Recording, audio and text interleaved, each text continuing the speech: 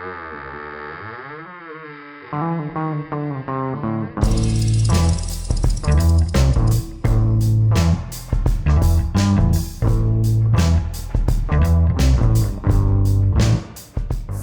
sæl og velkomin í kalda pottinn. Hjá mér staddur engin annar en Þorgrímur Þráinsson. Velkomin. Takk fyrir það. Gott að sjá þig. Gaman að koma eitthvað. Blíðskapar veður, geggjað hús, sólheimar bara í bakgarðinum. Sundlaugin í hinum. Kíkti á Reyni Pétur áðan, dásamlegur.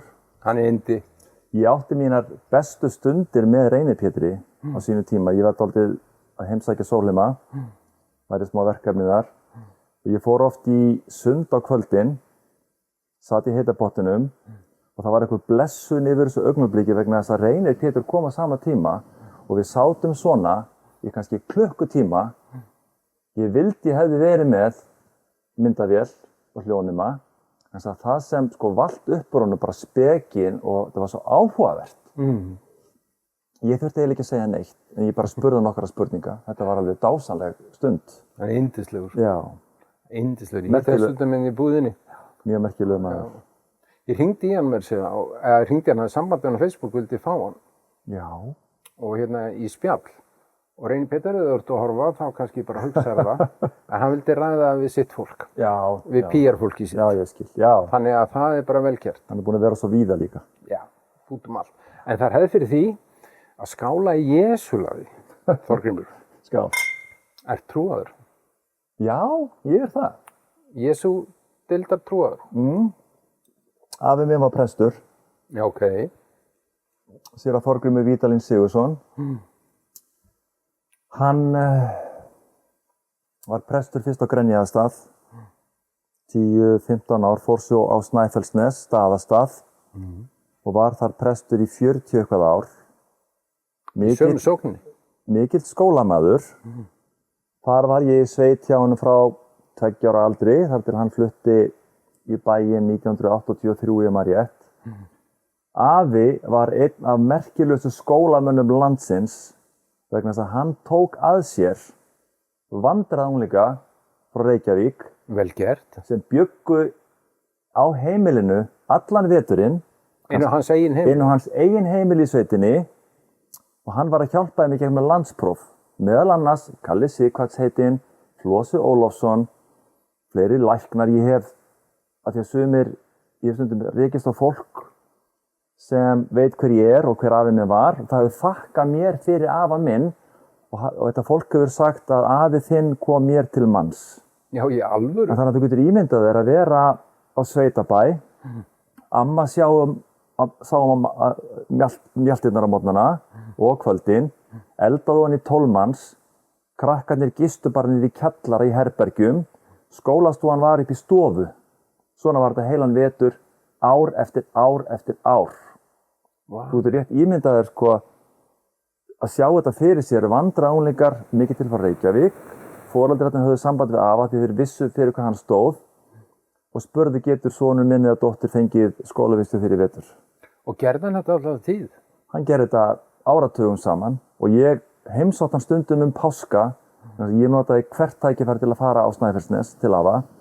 Þá náði ég stundum í skottið á þessum krökkum bara til að upplifa, hugsaðu þér bara, hér byggjum með þér 10 krakkar sem gistu niðri, þetta væri skólastofan og þú væri að gefa þeim að borða og passa upp á því allan sólarhringinn.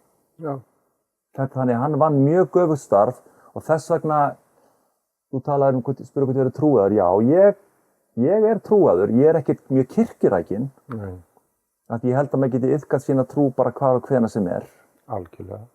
Ég er nýbúinn að hitta mann sem er að verða níræður og hann sagði við mig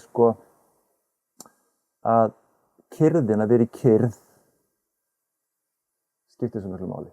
Að þá kemur eitthvað jafnvægi, þá kemur þögnin, þá kemur hugmyndir og eftir ég fór að hitta hann mann, ég hitta hann á Grenivíki nokkur skipti núna bara daginn.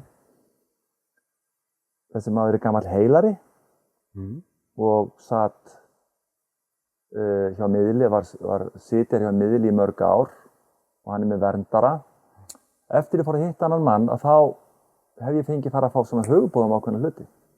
Í alvöru? Já. Segðu mér. Nei, ég má ekki segja það mikið. Já, Bara eins og í gær. Ég er svo forvitin þennan. Bara eins og í gær.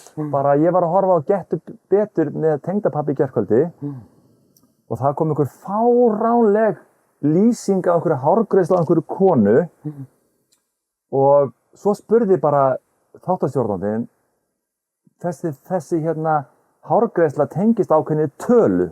Það einhver tala sem bara þessi hárgreiðsla var kölluð. Ég hugsaði strax 52. B-52s. B-52, alveg leið. Kannski var þetta undirmeðvitund eitthvað sem ég vissi, en það eru nokkur atriði svona sem hafa upp á síðkastið og ég held að sé bara vegna þess að þegar maður er góð í jafnvægi og ég hef oft rætt þetta þegar ég er að tala við, ég stundum við skapandi skrif fyrir fólk. Ef maður er stressaður, hvílir mikið á manni, að þá er vitundin svona eins og strompur. Já. Bara svona. En ef maður er að slaka á og bara við erum góð í jafnvægi og líkar bara vel við lífið, þá opnast vitundin svona og maður getur sótt hugmyndir. Já. Þannig að þegar ég er í, til dæmis bara ferli við það að skrifa bækur, ekki síst því fyrir út á land og er kannski einn í nokkra daga, þá get ég nánast tala við persónurnar að þeir ekkert að trufla mig, engin sími, ekkert sjónvarp, engin kona, engin börn. Það er bara ég, þögnin, náttúran, Elton John, George Michael, Billy Joel, skilurðu? Já, allir mjúku töffarnir. Já, allir mjúku töffarnir sem ég er að spila þegar ég er ekki að skrifa, þannig að, já, ég er trúar. Ég trúi á líf eftir dauðan, endurfæðingu og ég veit ég var í París fyrir svona 200-300 árum. Já. Mér finnst ég vera heima þar. Ég get ekkert rökstutt þetta. Nei. Þetta er bara tilfinning sem ég hef. Ég kem eitthvað og mér finnst ég hafa verið þar áður. Ég kaupi þetta alla leið og deili þessu með þér, sko. Já. Við erum að svipuðu slóðu með þetta, sko. Mér finnst þetta bara gott. Mér finnst þetta svo gott að trúa eitthvað annað heldur en það sem við manni blasir. Mér finnst það færast ákveðin róu við mannin. Ég er ekki trættur að deyja til dæmis. Ég er ekki að segja ég hlakki til af því ég vil vera lengi með börnunum mínum og barnabörnum þegar þau koma. En þegar það kemur þá bara tek ég móti því, mómenti. Ég held að það sé bara nýtt ferðalag, sko. Það sé algjörlega nýtt ferðalag. Ég held það líka. Og ég hef alltaf vitað það í gegnum allt mitt rugl, sko. Að ég var hérna í einu tilgangi í þessari jarðvist. Nú erum við alveg komin bara til Siggu Kling, sko. Já. Og ég þekki hana vel. Já, hún er yndisleg. Að ég kom sem sagt í þessari jarðvist til að læra heiðarleika. Af því ég hef verið svo mörg líf óheiðarlegur. Já. Ég get ekkert útskýrt það. Nei. En fólk hefur sagt þetta um mig. Já. Ég hef verið krimmi í ansi mörgu lífum. Og þessi, enda legg ég rosalega mikið upp á heiðarleikanum. Ég hef aldrei verið edrú fyrir 30 eitthvað árum nema heiðarleikin var í þessu. En aftur til þín. Já, þannig að nú ertu kannski bara að takast á við eitthvað karma sem þú ert að klára og af því að tókst að klára eitthvað fyrir 30 eitthvað árum, þá ertu kannski farin á næsta stig og næsta stig og næsta stig og næsta stig. Þannig held ég þetta sé. Já. Og svo einhvern tímann þegar maður komir það hátt, nálægt ljósinu, næðsta ljósi, þá held ég maður þurfi ekki að koma tilbaka. Ég held það líka. Já. Að það eru margir sem misskilja þetta orð heiðarleikið, að það sé bara fólki því að stela ekki veskjum eða bílum. En fyrir mér er heiðarleikin að vera sannur í eigin sálu. Akkurat. Veist, að ég sé sannur við mig, að vera heiðarlegu við mig. Ég meina þetta er neitt svona svipað og bara hver ertu þegar engi sér til? Nákvæmlega. Þú getur verið bara komið rosalega fallega fram daglega og predikað einhverja hluti og haldið fyrirlestra og allir líta á sem flottan karakter. Svo þegar engi sér til þá áttu kannski að henda tyggjan út í náttúruna eða brjóta á einhverjum eða hann er bara hver ertu þegar engi sér til? Það er svona stór mælikvarði á hver við erum, finnst mér. Já. Og stærsta þerapeutiska tæki sem ég hef átt ævina er spegillinn, sko. Akkurat. Því ég horfi í spegilinn með tannburstan og segi hvernig fórstu með dagið? Akkurat. Hvernig líður þér í sjálfum þér? Hvað ertu að gera? Hvað er ég sátt við? Hvað er ég ósátt við? En upprunnið. Já, minn? Já, hvaðan fæðist á Snæfellsnesi? Ég er Ólsari, það er að segja Ólafsvíkingur. Ég lít á mig sem Ólafsvíking. Er ekki einhver sem er á móti því? Alltaf ég er Ólsari, þá kemur eitthvað annað þorp upp í hugan. Já, Ólafsfjörður jafnvel, eitthvað svoleiðis. En sko, ég bara er stoltur Ólafsvíkingur og stend fast á því, jafnvel þótt ég hafi ekki flutt þangað fyrir en 11 ára.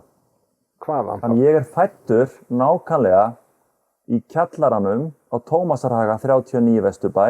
Ok. Flutti þaðan 30 ára á Hólavallagötu við hliðina á Landakotskirkju í Vesturbæ.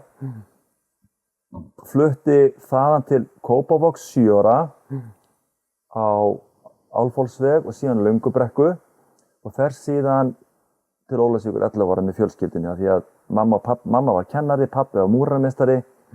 Ég held að þau hafi flutt bara út af atvinnu ástandið, bara bæði fengu vinnu þar og mamma átti systur þar. Já. Þannig ég fæddur káringur. Minn fyrsti fótboltaleikur var með Breiðabliki. Já. Spilaði í 3. deild með Víking Ólafsvík, en náttúrulega grjótharður og valsari. Þannig að þetta svona, ég sambland af ýmsu sem ákveðin kostur. Þannig að ég get svona, þegar ég hitti einhvern í Kópavogi þá get ég verið í Bliki og þegar ég hitti einhvern í Vesturbænum þá get ég var nú fæddist í Vesturbænum, þannig að ég skipti hatt. Okay. En náttúrulega bara í fíflaskap, ekki neitt í alvöru vegna þess að ég stend bara með því ég elska Ólafsvík, Snæfellsnes. Ég var á Snæfellsnesi fyrir 3 dögum. Þegar ég sé fram á það að eiga einn og einn góðan dag, það er að segja engin vinna, engin fyrirlestur og ég sé að það spáð góðu veðri, þá bara keyri ég á vestur á Snæfellsnes. Fæ mér kaffi á Hótel Búðum, frábært fólk þar, ég labba skoða Djúpalónssand, Arnarstapa, Hellnar, hitti Bjarna listamann og Júlíus Heiðar frænda minn á Hellisandi, kíki á einhverju í Ólafsvík, svo bara keyri ég bara í góðu jafnvægi í bæinn, seinni part dags. Það þinn staður, Snæfellsnesi? Já, algjörlega, það bara, ræturnar eru þar. Já, ég skil það. Líka þegar maður búin að alast upp í ömmu afa á Snæfellsnesi, innan sko kýrnar, beljurnar, kýrnar og beljurnar náttúrulega sama, engir hestar því miður en bara hænurnar og endurnar og svo framvegis þetta bara, ég bara loka augunum og fer þangað í hugunum bara til þess að stilla mig af sko. Var það eitthvað svona sangsjóri fyrir þig að fara þangað eða var það eitthvað hvíld frá heimilinu? Nei, það var ekkert svoleiðis? Nei, þetta var bara, ég það gamall að á þessum tíma eins og var bara verið að tala í útvarpinu rétt áðan á Rás 1 að það verið að rifja upp sko, sjálfboðalið eða sveitastöð þegar allir krakkar voru sendir í sveit.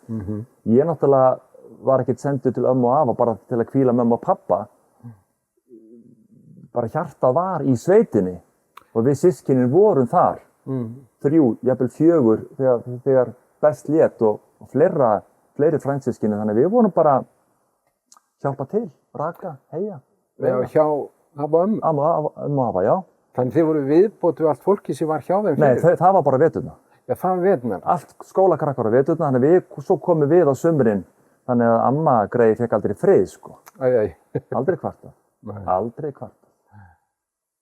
Og það er ein skemmtileg minning frá Staðastað, það er náttúrulega margar, en ég man sérstaklega eftir því að það var ljósavélar hann í gamla daga. Þannig að það var bara kveikt á ljósavélinni til að fá rafmagn í húsið og svo man ég eftir því sérstaklega þegar átt að slökkva á ljósavélinni á kvöldin og þá náttúrulega fór einhver niður og slökkt á ljósavélinni, yfirleitt amma eða frændi minn sem bjó þarna líka og svo bara sá maður ljósið dofna og maður heyrði bara þannig hvernig ljósavélinn þagnaði og það var þögn í húsinu og myrkur þar til morgunin eftir. Þarna var ekkert bara kveikt og slökkt á rafmagni, sko. Ljósavélinn sá þetta. Þannig að maður var þetta gamall. Þetta alveg dásamlegt. Okkar kynslóðir þekkja þetta náttúrulega. Það var sendið sveit öll sumur og allt þetta. Ég var á 2 bæjum sem var ekkert rafmagn á, skilur. Og ég bjó líka lengi að þessu, þó sem kannski ekki komnir þangað, að þegar ég skrifaði mína fyrstu bækur, rúmlega 30 árið 1989, að þá náttúrulega nota ég mína reynslu. Fyrsta bókin mín með Ferðingi tánum sveitasaga, fótbolti, pínu ást. Og allavega 6 af mínum unglingabókum gerast á Snæfellsnesi í umhverfi sem ég þekki vel. Þannig að það er svo gott, ég segi þetta oft við rithöfundar sem að byrja, skrifaðu eitthvað sem þú þekkir vel. Þá líður vel, þekkir umhverfið, ekki reyna að skálda of mikið. Nýttu bara þína reynslu í sögurnar. Nákvæmlega. Eðlilega. Eðlilega og en hvernig barn varstu? Hvernig myndirðu lýsa þér sem ungur dreng? Varstu fjörugur? Sko, ég var mjög óframfærinn, veit ekkert af hverju. Tilbaka sem sagt. Já. mér leið illa í athygli, ég roðnaði fram eftir öllum aldri. Okay. Ef einhver bara gláfti á mig eða ég þurfti að lyfta upp hönd í skóla og fólk gláfti á mig og spurði kannski bara hvað vissur þetta ekki. Þannig ég var bara óöruggt ungmenni. Ég man bara meira sér eftir því, núna þegar þú spyrð, að þegar ég skrifaði mína fyrstu bók, 31 árs, þá náttúrulega þurfti ég að koma bókunum mínum á framfæri með að fara í skóla og lesa upp fyrir aðra, fyrir krakka. Ég átti bara erfiðleikum með það. Ég átti erfiðleikum með að standa fyrir framan krakka þó þau verið 11 og 12 ára og segja frá bók sem ég hefði skrifað og var að lesa upp. Svo fór ég einhvern tímann löngu seinna á Dale Carnegie námskeið sem hjálpaði mér. En í minningunni var ég bara eins og þegar ég var í MR. Ég var ekkert að reyna við stelpur eða bjóða þeim út, ég var ekkert í félagslífinu. Ég var bara íþróttagaur, sveitin, kvöldin, túnið, fótbolta á landakotstúninu eða út allt, skilur, þannig ég var óöruggur. Já. Veit ekkert af hverju, sko, það er ekkert... Þú tengir ekki við neitt? Ég tengi ekki við neitt. Nei. Vegna þess að þegar ég var í sveitinni, að þá var ég bara, að vinna bara hörku störf eins og krakkar gerði í sveit. Ég var ekki tilbaka þar. En svo einhvern veginn þegar mér aldrei neitt liði sérstaklega vel í fjölmenni. Og það hefur ekkert breyst reyndar, sko. Ég ekkert mikið fyrir það að vera svona í fjölmenni og fá athygli. En mér líður hins vegar mjög vel í dag. Af því ég náttúrulega vinn við að halda fyrirlestra. Já, pældi því, það alveg... Ég vinn alveg omvendt. Já. Þannig að í dag ég fullur sjálfstraust því ég stend fyrir framan kannski 80 krakka á viðkvæmum aldri og er að sýna glærur og tala lífið og tilveruna í klukkutíma, blaðalaust. Það er ekkert mál, af því mér líður svo vel með efni sem ég er að tala að ég þekki það svo vel. Og ég veit ég kem því vel frá mér, en eins og til dæmis að vera í svona viðtali, mér finnst það ekkert auðvelt, segir alveg svo er. Finnur þú fyrir því hér og nú? Nei, ég finn það ekki núna, af því mér líður vel, en ég hélt eins og ég sagði ég hélt ég verið að fara í podcast, það var engin myndavél. Mér finnst ekkert gott að vera í mynd. Nei, ok. Mér líður ekkert vel með það. Nei? Mér hefur verið boðið vinna í sjónvarpi, margoft, alltaf sagt nei. En ég gat unnið í útvarpi. Ég er svo forvitin, hvaðan kemur þetta? En ég gat unnið í útvarpi, ég var á bylgjunni lengi, en að fara í sjónvarp og vera fyrir framar fólk og ég bara, mér líður ekki vel í sjónvarpi. Þannig félagslífið þitt var þá mjög takmarkað á uppvaxtar árum? Eða voru það bara íþrótturnar sem tókst það út í? Já, það var bara það. Og í MR þá tengdist ég kannski bara einhverjum 2, 3, 4 vinum og við erum bestu vinir í dag. Og ég var svo heppinn að falla í MR.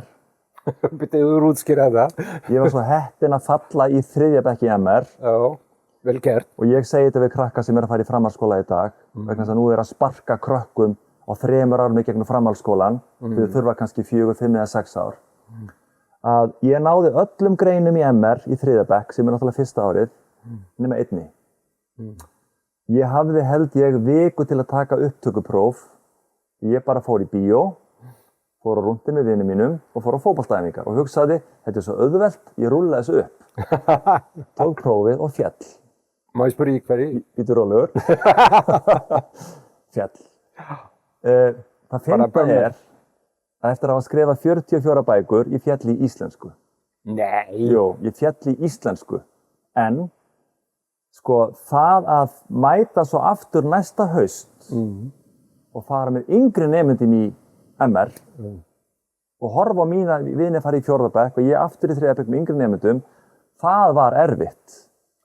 Þá þurfti ég að kyngja stoltinu að fara aftur í sama bekk. Þú sér ekkert krakka í dag fara aftur í 8. bekk, aftur í 9. eða 10. Þetta var svona í gamla dag. Þetta svona var þetta og ég semst að bara viðurkenni ég fjall. En ég trúi bara á, eins og ég sagði það hann, ég trúi bara á þetta karma, ég átt að falla til að geta sagt þessa sögu, til að peppa aðra krakku upp sem er að ströggla og þarna eignaðist ég vini til frambúðar sem er 1 ára yngri ég. Þannig að ég var ekkert að sekja mig á þessu lengi, en ég hefði alveg getað bara hætti að fara í skóla og fara að vinna, en það var eitthvað sem togaði í mig að klára allavega stúdentspróf. Ok, og þú gerir það? Já. 1 bekk á eftir? Já, tók 5 ári í þetta. En íþróttina voru alltaf rauði þráðurinn í gegnum allan uppvöxtinn? Já. Hvað var fótbolti? Fótbolti að mestu leyti. Ég er alveg reyndar, þegar ég bjó í Kópavogi var ég að keppa í glímu, bara stíið. Nú bara Sigtrygg og vann? Sigtrygg og vann, var ég. Fékk gullverðlaun þar í skólanum. Síðan þar sem ég var í sveit hjá ömmu og afa, þá átti frændi minn sem ól mig upp á stórum hluta, Guðmundur Þorgrímsson, bróðir mömmu, hann átti spjót, fullorðins spjót. Þannig að ég var að kasta spjóti sem barn, sem stóru þunguspjóti, sem gerði það verkum að ég keppti í spjótkasti svona samhliða fótboltanum og var meðal annars bikarmeistari með FO í spjótkasti þegar ég var 32-33 ára. Kastaði 60 metra. En kannski má segja að fyrsta afrek mitt á íþróttasviðinu var þegar ég var 12 ára. Þú kannski manst eftir, það var keppt í þríþraut. Það var keppt í ekki svona þríþraut eins og þekktist, heldur var keppt í, þetta voru 4 þraut, þetta var kallaðir Andrésar andarleikarnir, það var keppt í spretthlaupi, hástökki, langstökki og held í 800 metra hlaupi. Og ég keppti fyrst í Ólafsvík að því það var úrslitamót í Reykjavík á Melavellinum. Þannig ég þurfti að vinna í Ólafsvík, þurfti svo að vinna á Snæfellsnesi til að geta komist í úrslitakeppnina í Reykjavík á móti öllu landinu. Einn fulltrúi frá öllu landinu í 60 metra hlaupi. Þetta er svona pólitísku kosningar. Já, þetta var aldrei svoleiðis. Ég var hinn útvaldi að því ég var fljótur að hlaupa. Og í undanúrslitum þá var ég náttúrulega bara í svona sléttbotna strigaskóm. Ég átti enga hlaupaskó. Og það var strákur sem komst ekki í úrslit, sem sá að ég var í sléttbotna skóm og hann bauð mér, viltu ekki bara fá að lána gattaskóna mína fyrir úrslitahlaupið? Og ég mátaði þá og greinilega passaði þá. Þannig ég var meistari í 60 metra hlaup á landsvísu 12 ára gamall. Vel gert. Þannig að það er kannski svona upphafið af því að mann langaði til að, ég veit ekki, mér langaði svo sem við að vera íþróttamaður. Þetta bara, ég leitist Það var ekki svona atvinnumennska sem að grasseraði með þér? Nei, ég var að spila við Víking Ólafsvík í 3. deild 18, 19 ára og fer svo í Val 20, bara of mikill metnaður. Þar voru 7 landsliðsmenn í Val. Allir héldu að ég kemist ekki til lið, þetta komst ég ekki til lið. En það var einhver innri metnaður til þess að reyna að komast lengra og ég spilaði með Val í 12 ár, spilaði tæplega 200 leiki, var fyrirlið síðustu 5 árin, spilaði 17 landsleiki, þannig að fótboltafyrirlið var alveg góður. Og mér stóð til boða að spila með Brann í Noregi. Og fór á trial þar eins og það kallaðist og þeir vildu semja við mig. En þá var ég akkurat að taka við sem ritstjóri á Íþróttablaðinu. Þannig að ég var ritstjóri í 15 ár og blaðamaður hjá Fróða. Þannig að launin fyrir það voru jafn há og það að vera atvinnumaður í fótbolta. Og mér fannst ekkert freistandi að fara til Noregs á þessum launum. Ég var að byrja í nýrri vinnu.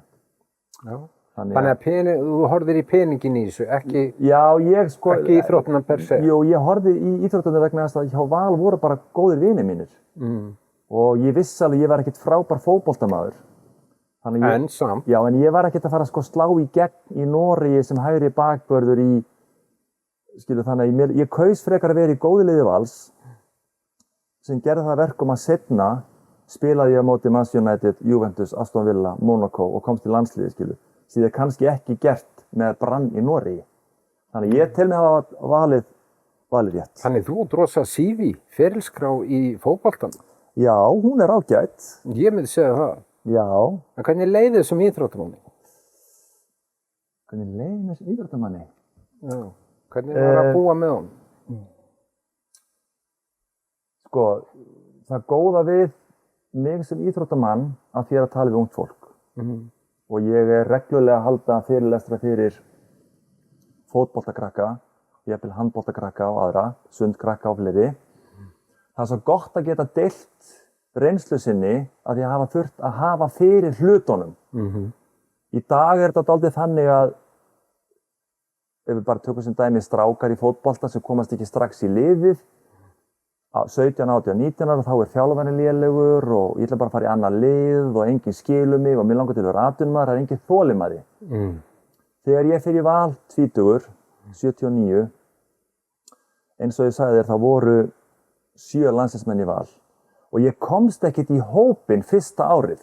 Þannig að þegar við vorum allir boðaðir í leik, 17 leikmenn, þá þurfti alltaf einn að fara upp í stúku. Og þegar ég var komin inn í klefa með töskuna mína, vongóður að vera í liðinu, þar að segja bara hópnum, þá var alltaf sagt, Þorgrímur, upp í stúku. Og var það staðalbúnað? Það var hjá mér. Og ég fór kannski þá í sturtu fyrir leik með tárin í augunum og bara, shit, ég get þetta er svo erfitt og fór upp í stúk og bara sætti mér þetta. Og þannig það er þetta mótlæti að gefast ekki upp. Þannig ég held að ég hafi tekið ákvörðun það á þessum árum. Ekki reykja, ekki drekka, borða hollan mat, passa upp á svefnin, leggja sig fram. Árið seinna, þá meiðist leikmaður, þannig ég fæ tækifæri í liðinu, í frábæru valsliði, og svo líða 7 leikir, þá er ég konið í landsliðið.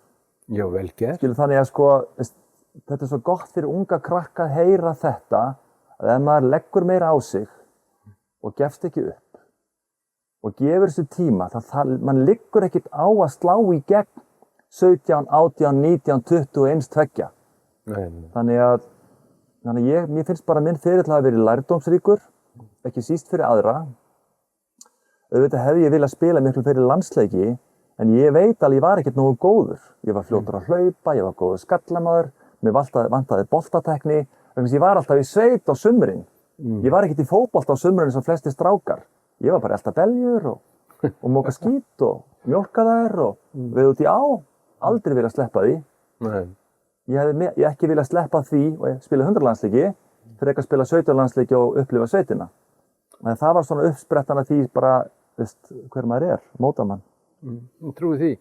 Svona var að kanni tíðarandinn þá, þegar þetta að gerast hjá þér, þá erum við að tala væntanlega í kringum 1980, eitthvað á því tímabilinu, og nú ertu að tala við þennan aldurshóp, sem sagt, þú setur þessar 2 aldurshóp, sem sagt, þessar kynslóðir saman í dag, eins og varst ávarpa á þann. Veist, það er svona þessi hraði og ég verði að vera frægur og allt það. Hver er munurinn á þessum kynslóðum? Sko, ég ger mér alveg grein fyrir því að fólk á okkar aldri, flestir telja að gamli skólinn hafi verið betri. Það er að segja bara gamli skólinn. Á okkar svona, ég leiði mér að segja bara attitúd gagnvart lífinu. Við okkar kynslóð þurfti að hafa töluvert meira fyrir lífinu heldur en krakkar í dag. Og nú er ég bara vitni í sálfræðinga, landlækni, allt sem ég hlusta á dagsdaglega. Ég er líka svo heppinn, sem þú þekkir örugglega, þegar ég bjó í Ólafsvík, þá þurfti að bjarga verðmætum þegar fiskur kom á land. Þannig að þegar ég var til dæmis bara 12 ára í minningunni, og kannski 13 og 14 og 15, þá var skólanum lokað í heila viku og við þurftum að vinna í frystihúsinu kannski frá 8 morgnana til 10 á kvöldin, 12 ára gamli krakkar. Pældi þessu. Í blautum hönskum, salt í augunum, drullu þreytt, skipti engu máli. Við bara vorum að bjarga verðmætum. Í dag væri þetta barnafrelkun og það er allt brjálað í samfélaginu. Þetta er mótunin, þetta eru mótunar ára sem gera það verkum að allavega mín kynslóð og kannski bæði eldri og næsta fyrir neðan, hún skilur það að til þess að ná árangri í lífinu, hvað sem er að láta draumana rætast, standa sér vel í skóla, þá er bara fullt af mótlæti. Krakkar í dag, veistu, ég elska krakka í dag og ég þrái ekkert annað heldur bara að þau standi sér í lífinu vegna þess að ég er að predika fyrir þeim, tala við alla daga. Og þá er ég ekki að kenna þeim það. Við erum að hlífa krökkum alltaf mikið. Við erum að skuttla þeim á æfingu, þótt þið getur labbað. Við erum að sækja þau á æfingu, þótt þessi smá rigning. Við erum að smyrja fyrir þeir nesti. Við erum að búa rúmið þeirra. Við erum að þvo fötin þeirra. Við erum að taka þroskan af þeim, eins og ég stundum nota að við erum pínu þroskaþjófar. Krakkarnir geta gert miklu meira heldur en við höldum að þeir geta og við teljum okkur trúum það, eins og ég kannski bara gerði sjálfur sem 3 barna faðir, að ég var að gera með okkur greiða. Að ég skal bara sjá þetta fyrir þig. En er það ekki kannski pínu skömmtengt frá okkar uppeldi? Ég gerði þetta líka. Ég bómullaði drengi minn sem var rembast á alveg. Að ég var að tína honum flugfjarirnar einu og eina með því að taka ábyrgðina af honum. Og ég spáði, af hverju gerði ég það? Ég fór omvendt við það sem ég ólst. Ég held þetta sé rétt. Heldur það sé það? Ég held það vegna þess að innstinnið veit maður þurfti að hafa dálítið mikið fyrir lífinu og leggja mikið á sig og láta bjóða sér ýmislegt og einhvern veginn vill maður ekki að börnin manns lendi í því sama. Nákvæmlega. Jafnvel þótt maður telji sér sterkan karakter. Og mér finnst þessi umræða núna, akkurat þetta hér sem við erum að tala sem betur fyrir vera aukast. Foreldrar að vakna upp við það, og ekki bara foreldrar heldur bara samfélagið það. Við getum ekki alltaf verið að taka þroskan af börnunum okkar með að vera með því í bómul og engin heimalærdómur, þau þurfi ekki að fara að gera þetta, sleppum bara sundi og svo framvegis. Við erum alltaf að gera lífið auðvelt. Þau munu hlaupa á vegg, einhvern tíma kannski 20, 21, 22 og ef þau eru ekki búin að undirbúa sig fyrir að hlaupa á vegginn með svona erfiða og unga aldri, þá verður þetta erfitt að hlaupa á vegginn. Og kannski brotlenda og ná sér ekki á strik. En mér finnst núna, án þess að ég farið djúpt ofan í þetta, vera ákveðin vitundavakning fyrir þessu. Það? Verður þú vanað við það? Já, ég ger það. Af því ég náttúrulega í skólakerfi. Þorir einhver að tala þetta? Nei, allt of lítið. Of lítið. Það of fáir sem þora að tala þetta. Mín tilfinning svo að fólk þorir ekki að neinn, af því að sjá fyrir sig gargandi foreldra í kjálfæri. Já, ég veit það, en ég hef alveg, eins og þú kannski veist, ég hef pínu tekið slaginn undanfarna ára mánuði vegna þess að ég á vettvangi alla daga innan þessa krakka. Hins vegar, ég hlusta alltaf því ég í bílum, hlusta ég á Rás 1. Ég ekki endalaust að dæla tónlist í gegnum hausinn á mér. Þannig ég alltaf að hlusta á viðtalsþætti við sálfræðinga og hinn og þessa og þannig að þessi umræði að aukast töluvert. Þetta var í Kastljós í vikunni, landlæknir var þar á undan, sálfræðingar í útvarpinu daginn, talandi hvað við erum að drekja krökkunum okkur í svefnpillum og svo framvegis, í stað þess að minnka skjátíma, fara fyrir að sofa, auka heilbrigðið, láta þau hreyfa sig meira og svo framvegis. Nei, við skulum bara leysa þetta með eitt í pillu, skilur við. Þannig að mér finnst vera, en þessi breyting tekur tíma. Og svo náttúrulega erum við svo oft þannig að við viljum ekki viðurkenna veikleika okkar eða við sem ekki nógu öflugir foreldrar, þannig við svona vísum ábyrgðinni yfir einhvern annan. Skólinn, getum við ekki bara bætt í skólakerfið einhverjum námsgreinum og þau bara sjá þetta. En heldur að færi omvendt þá í hina áttina, því að nú eru bómöllabörnin, þær kynslóðir að fjölga sér og hvort að þau tæki þá stífa uppeldið að þetta fer alltaf í annarkvert svona. Það var bara í umræðinni í morgun og í gær. Aha. Það var nákvæmlega þetta að krakkarnir sem fóru fyrst í gegnum 3 ár í framhaldsskóla ekki að standa sig í háskóla. Þau vantar bara þroska og reynslu og agan og dugnaðinn til þess að standa sig á hærri stigum vegna þess að lífið búið að vera auðvelt og það búið að fara hratt í gegnum skólakerfið. Ég var 5 ár í MR, ég hef ekki viljað missa mínútu. Núna ég að krakkar að klára framhaldsskólan 19 ára, framheilin okkar, orsök og afleiðing, þroskast í kringum 25 ára aldur. Nákvæmlega. Hvernig eiga krakkar 19-20 ára að geta tekið ákvörðun sína framtíð á þessum unga aldri? Jú, sumir geta það, við erum öll mismunandi, en ef við ætlum að sparka krökkunum í gegnum skólakerfið, að þá bara missa þau bara félagslífinu, sjálfum sér, íþróttum, í kapphlaupi, eilífur samanburður. Ég vil ekki útskrifast 1-2 ára seinna en vinir mínir, þá bara verið litið niður á mig. Þannig við erum kannski svona bara, leyfum krökkunum bara að njóta þess að vera lengur í skóla. Já, og það er líka annað. Ég var í 3 10. bekkja útskriftum, núna bara á 2 árum, fyrir stutt síðan. Og þarna voru nokkur 100 krakkar í 10. bekk í hverjum skóla að útskrifast og ég hlusta á ræðu skólastjórana og ég aðeins komist nálægt þessum málaflokki og kennara og formann nemendafélagsins og allt þetta og þetta var allt mjög fínt og flott og sungið og spila á fiðlu og allir pakkin. Ekki í einust af þessum 3 skólum var minnst á mína líka sem voru ekki á leiðinni framhaldsskóla. Akkurat. Þau voru ekki nefnd á nafn.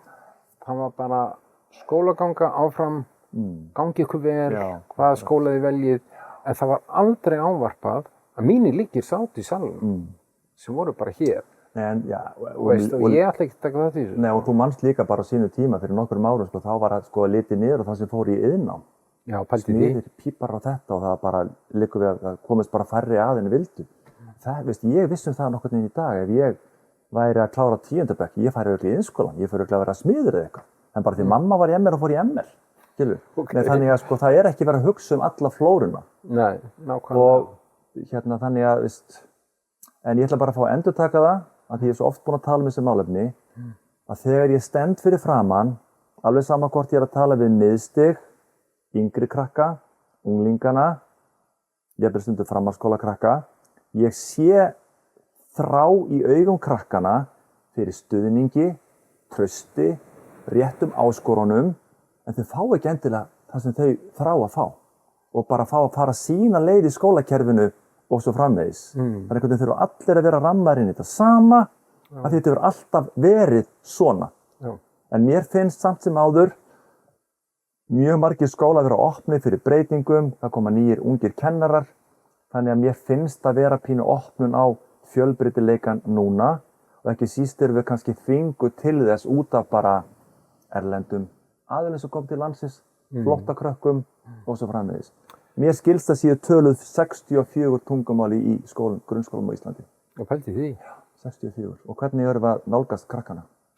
Nákvæmlega, og ég kom nú aldrei þess að því líka, þegar það voru nýbúarnir í þá daga, sko, og maður sá þess að krakka komið 0 í 10. bekk inn í fullorðinsár, þá var sjálfræðisaldurinn, sko, 16 ára.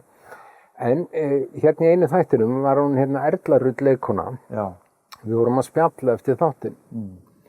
Og hérna, neða var ekki Erla, hann var Finnur hérna, sorry, ég ruglið með það, það skiptir ekki máli. En ég fór í nám erlendis, af því ég hafði ekki tök á, ég var hann fullorðinn maður, ég fór í nám, sko. Ég hafði ekki tök á að læra þess að vera kvikmyndagerðarmaður á Íslandi. Þannig ég fór í annað land og lærði það þar. Sem gerði mér rosalega gott að sjá út fyrir naflan á sjálfum mér og heimurinn er stór.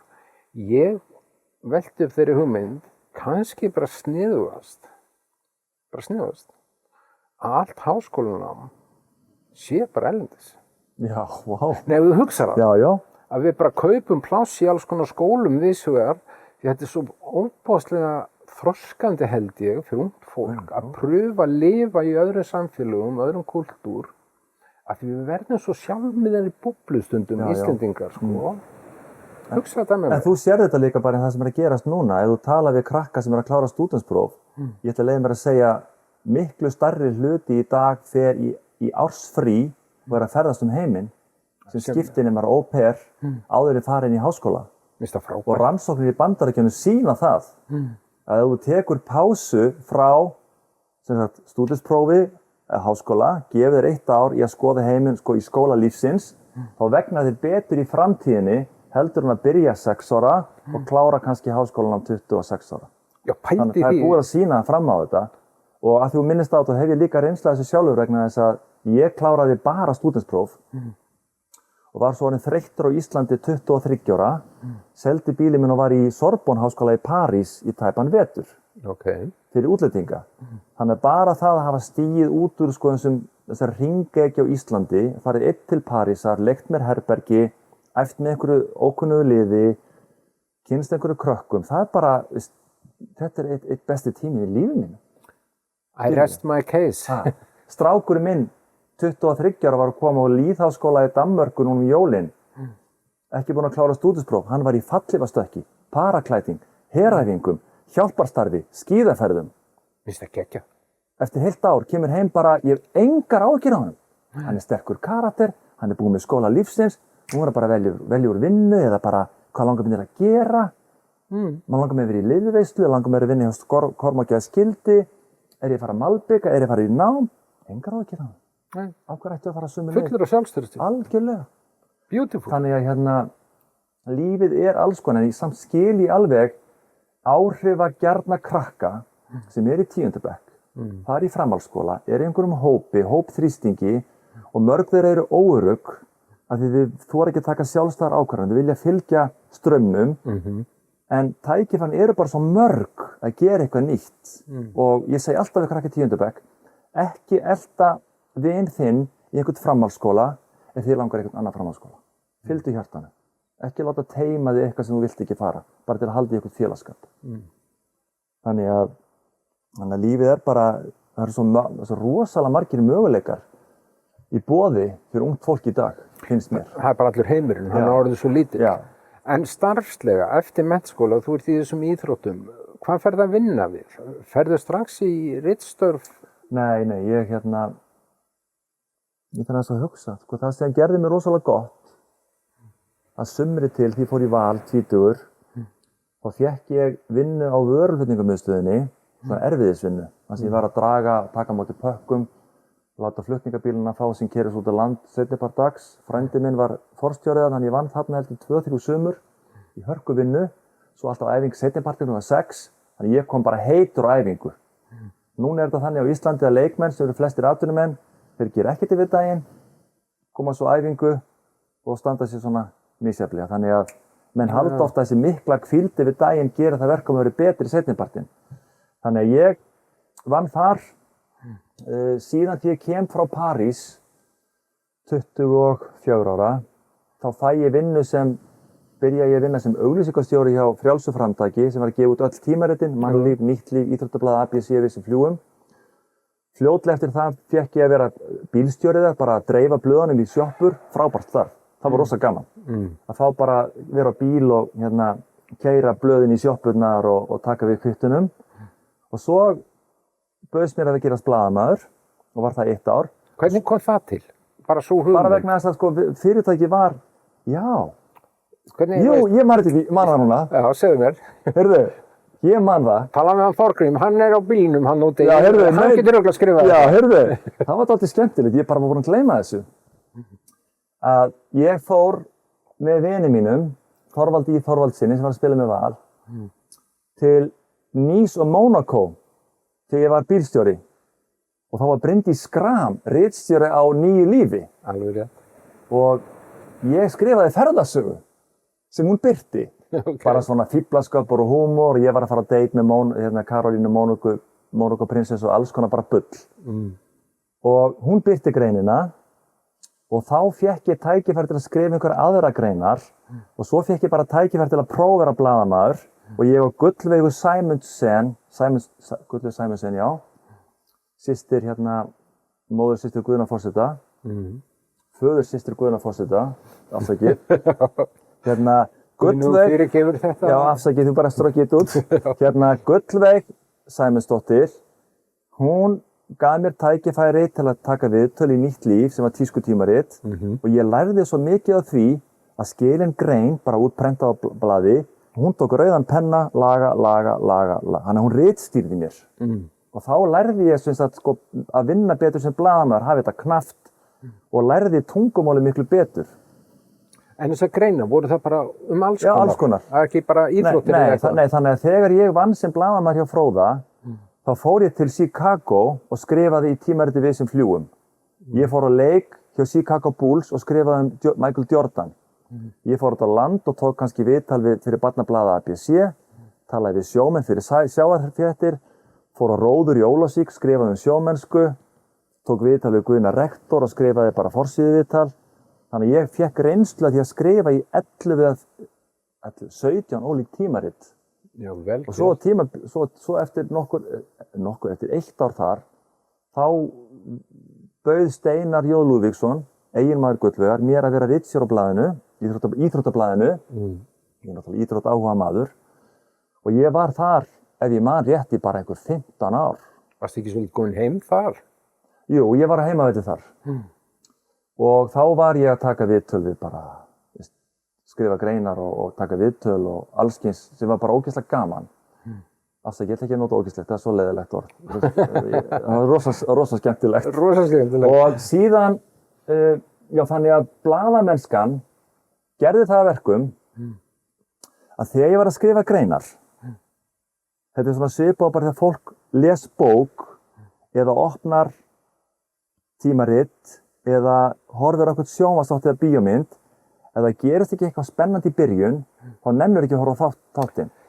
Nákvæmlega. Þú þarft einhvern veginn bara sofa þau saman, hætta þau saman, hver er morðinginn. Þú þarft að pizza þetta í byrjun, það er ekki að segja þér þetta sem kvikmyndatökumaður. Þú þarft að hafa eitthvað spennandi fyrst. Bara James Bond-formúlan. Já. Hann er alltaf að loka einu máli í upphafi myndarinnar. Nákvæmlega, svo viltu fá að vita hvert málið er. Þannig að maður þarf að leggja svona gildrur fyrir lesandann að hann verður að fá að vita eitthvað meir og þannig skrifa ég bækurnar mína líka. Þannig að ég áttaði mig á því að ég var að taka viðtöl, kannski stór viðtöl í Nýtt líf eða Mannlíf, að ég byrjaði aldrei bara viðtalið bara einhvern veginn, Jón Jónsson er fæddur á Stokkseyjarbakka og hann á þessa konu. Ég byrjaði bara í atburði. Já.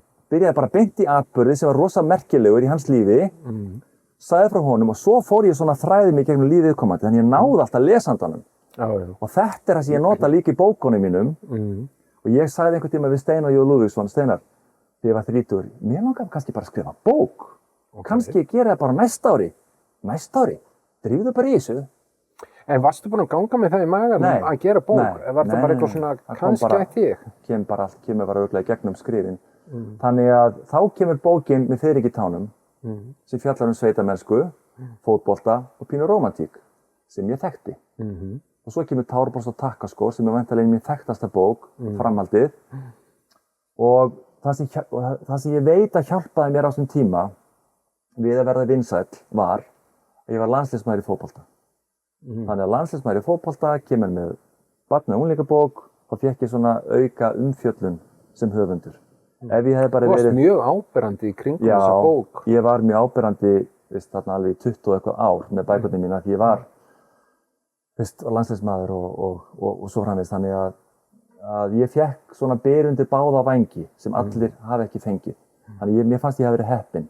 En svo náttúrulega þurfa bækurnar að standa undir nafni til þess að einhver nenni að halda áfram að lesa næstu bækur. Já. Þannig að ég, blaðamennskan, leiddi af sér rithöfundinn og nú er ég búinn að skrifa 44 bækur á 3 árum. Svona allt. 44 bækur? Já, allt svona bara á kvöldinu og helgar og í sumarfríinu. Ég hef aldrei vinnið við þetta. Það er bara heilt svona bókasafn eins og skápurinn í Eldhúsinu. Þetta er gamla bókasafni hérna á sveitinni, þessi skápur. Að þú ferð langleiðina með þennan skáp, bara bækurnar þínar. Ég er bara rosa stoltur af því. En samt, líður mér þannig eins og ég sé ekki byrjaður. Það er svo góð tilfinning. Hugsaðu. Já, svo mikið eftir að gera. Ég á svo mikið eftir. Og ég óttast ekki neitt. En mér líður eins og ég eigi eftir að skrifa langbestu verkin mín. Alveg sama hvort það er leikrit, sjónvarpsþættir, bíómyndir, barnabækur, fullorðinsbækur. Ég er alveg kappnur hugmyndum. Ok. Ertu með eitthvað á borðinu núna sem Já, þú að gera? kvikmyndahandrit. Tilbúið á ensku og íslensku sem gerist í París. Já. Hef ekki sýnt neinu það. Ég er vonandi að ég var að sækja listamann íbúð í París í sumar til að klára sjónvarpsþáttaröð sem gerist í París. Búin að teikna hann allir upp. En ég veit að það er ekki gott að vera að tala sem maður ætlar að gera. Skilur, þá er bara með einhverja skrýtnar væntingar. Ég mig langar frekar bara að klára það sem ég er að hugsa og koma með það. Heldur en að vera að segja, ég er alveg farið að gera þetta, eins og mann hætti stundu til. En ég veit að ég áttur að skrifa sjónvarpsþætti og gera. Nú er aldrei smarkað fyrir það. Við fáum ekki nógu efni til að horfa á. Nei. Þannig að ég finnst bara mjög spennandi tíma framöndan, svo ég segir alveg eins og er. Ertu gagnrýninn á þig í ritstörfum? Já, ég er það. Tekur þig á beinið? Já. Núna til dæmis er ég búinn með mjög fallega sögu, svona miðstigsbók sem er 9, 10, 11 ára, eða 10, 11, 12 ára. Mjög falleg saga. Hún kemur ekki út fyrir næstu jól. Ég ætla að láta hana liggja og lesa hana yfir kannski bara í mitt sumar á lagana. Svo kemur hana kannski út 2025. Það er ekkert mál fyrir mig að klára hana á næstunni, en ég er bara ekki stuðið til þess. Vinnur þú svolítið þannig? Ertu með jokla mörgum boltum, mörg handrit í gangi? Nei, ekki mörg handrit í gangi. Jú, nema núna, af því að sko, ég á þetta kvikmyndahandrit frá því fyrir 10 árum. Sem fjallar karma að koma aftur. Ég sá svipinn á þér. Það kom að nöglefnis hík sem sagði, á ég að segja þetta. Veistu það? Ég hlakka svo til.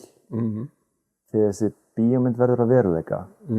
Þess að fólk mun lappa út úr bíómyndinni og segja, er þetta mögulegt? Er þetta drama? Þetta er ástardrama. Í örstuttu máli. Segja. Slökkum á vélinni. Nei, ég segi engum þetta. Ég lofa sér engum frá þessu. Í örstuttu máli. Kvæntur maður á Íslandi. Dóttir hans er að fara að eiga afmæli. Hann gerir sér viðskiptaferð til Parísar til að hitta konu sem veit ekki hver er. Konan birtist á hann var með konu sinni í París þessi maður. Hann var alltaf að taka mynd af henni, þau voru svona bara, kom barn undir í París. Hann var alltaf að taka mynd af konu sinni. Og svo þegar hann er heima hjá sér eitt kvöldið, að skoða myndir frá Parísarferðinni, á hverju einustu mynd sem hann tók, þá var einhver kona í bakgrunni á myndunum.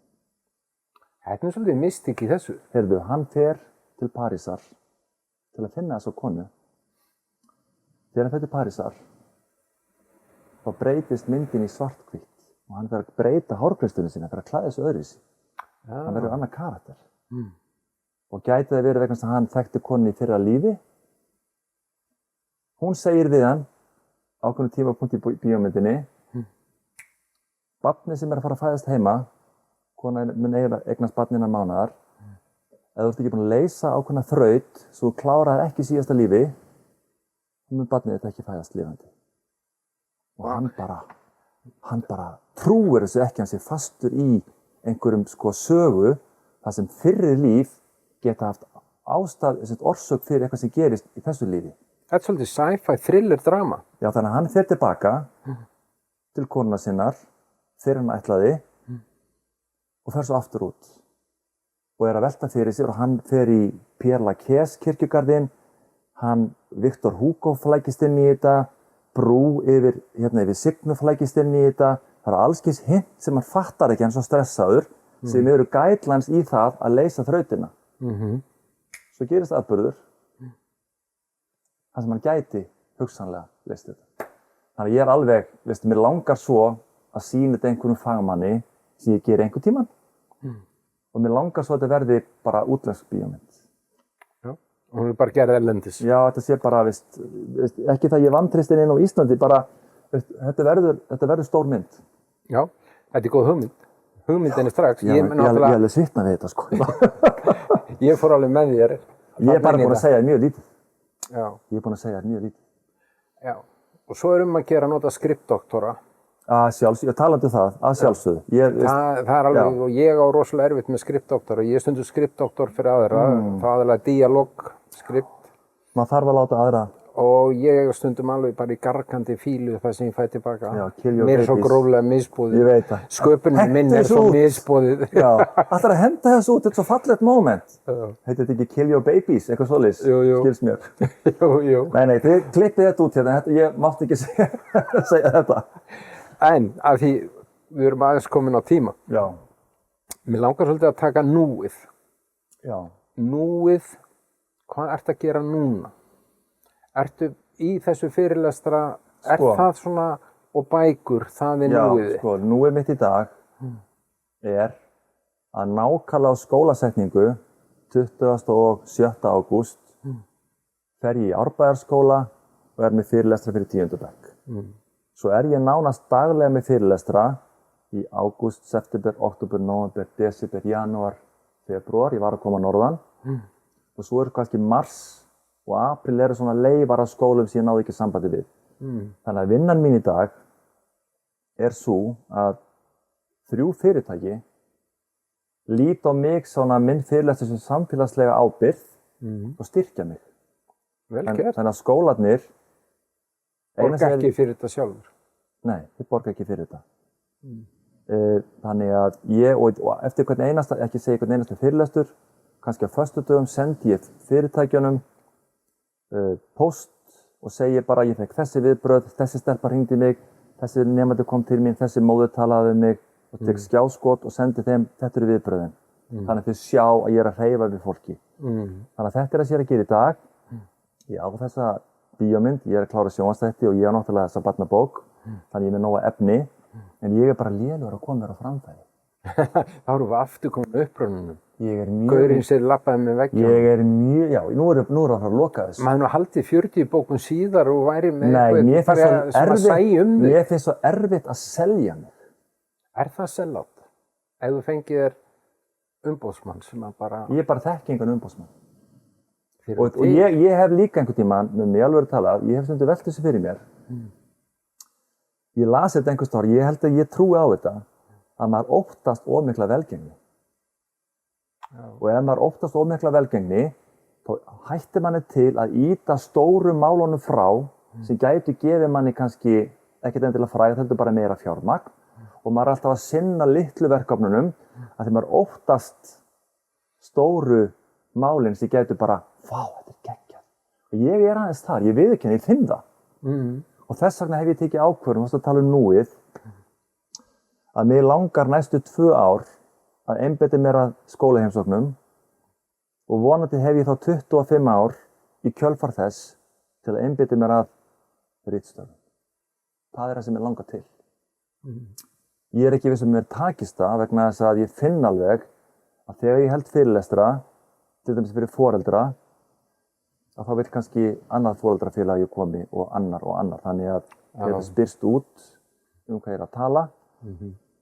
Ég þori algjörlega að tala hreint út því ég held fyrirlestra. Það er engin filter, ég segi hlutina eins og það eru. Engin pólitískur rétt. Nei, það er ekki til. Þannig að og ég finn það bara með árunum því eldri sem að verður, þeim mun hugrakkari verður maður að segja sannleikann, jafnvel þótt sannleikurinn sé túlkanlegur.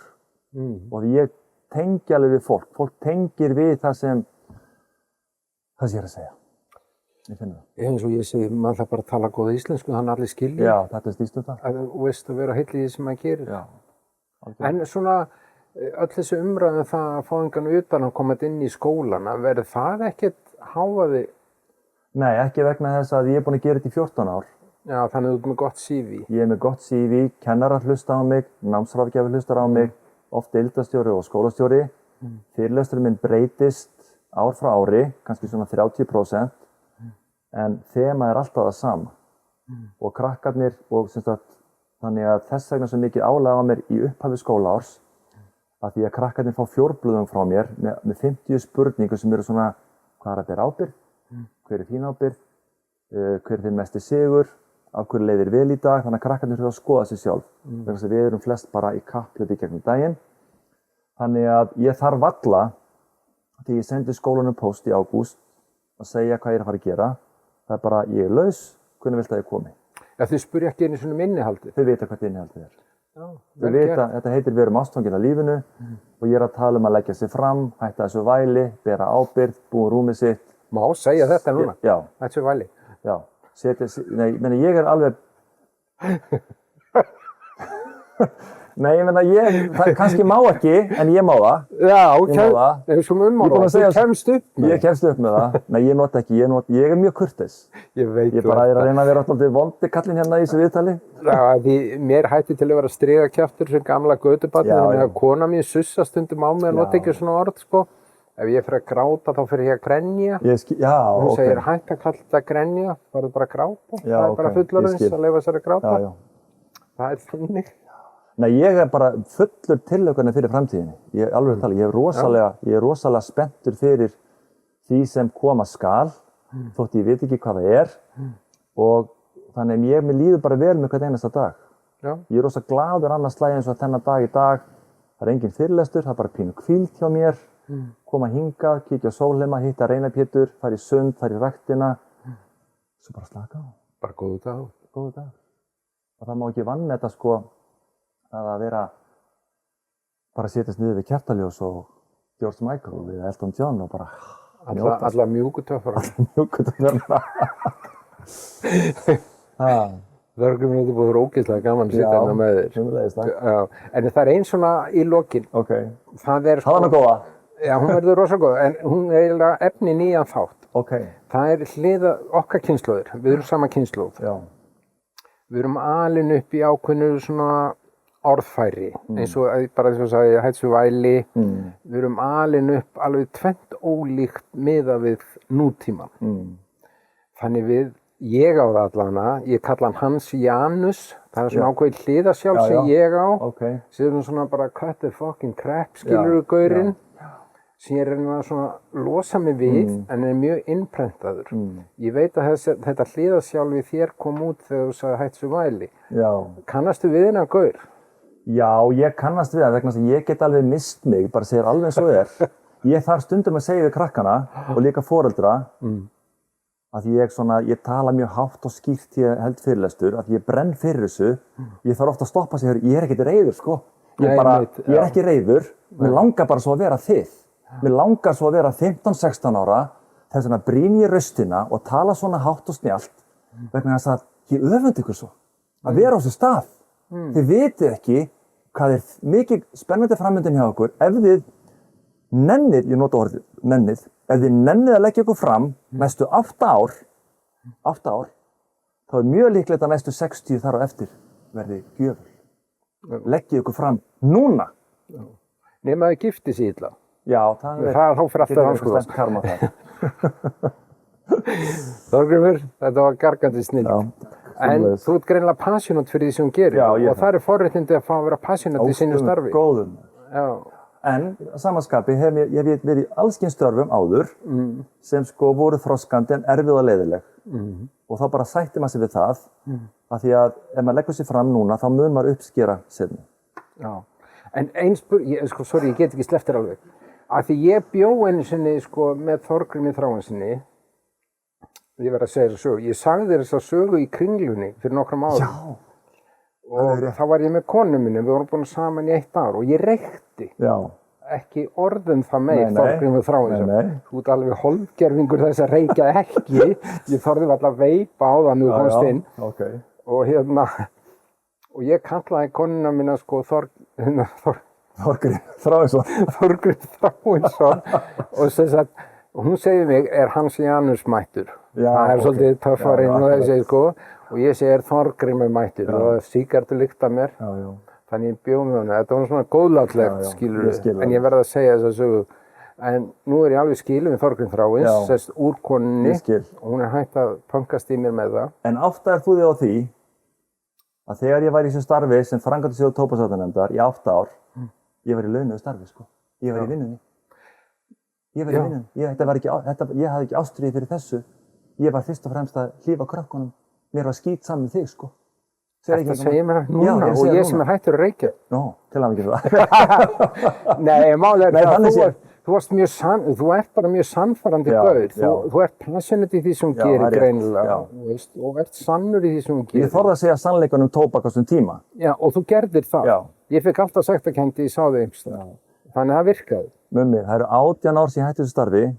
Enn þann dag í dag, því ég mæti fólki sem reykir, það tekur á sígarettu. Þú segir það að ég faldi veipið og komst inn. Þetta er ekki í lagi. Nei, þetta er ekki lagi. Segðu svo að þetta ekki sko örlavaldur í lífi okkar Ísling. Já. Það eru fótsporin eru víða það. Já, það er rétt. Ég er bara þakkláttur fyrir það. Frábært að fá þig. Og við lókum þetta er að kveðja mig oft. Já, mér dætti alltaf eitthvað nýtt í hug. Já, ég veit það. Ég ætla ekki að taka blaðið mitt, ef þú vissir hvað mér langaði til að segja. Já, gleymdur einhverju á blaðið? Nei, ég ætla ekki að kíkja á það eins og. Takk fyrir komuna, Þorgrímur. Mér var ánægður. Það var sérstaklega gaman að sjá þetta. Og þið sem voru að horfa, takk fyrir að horfa og ég bendi ykkur á það að allir þættirnir eru inn á týr.is, getið horft á það. En ef þið vilja hafa samband við okkur inn í kaldabáttinum, þá er það týr.is. Og takk fyrir falleg kommentið sem hafa sett okkur þau. Allana, takk fyrir að horfa eða hlusta. Við erum líka á Spotify.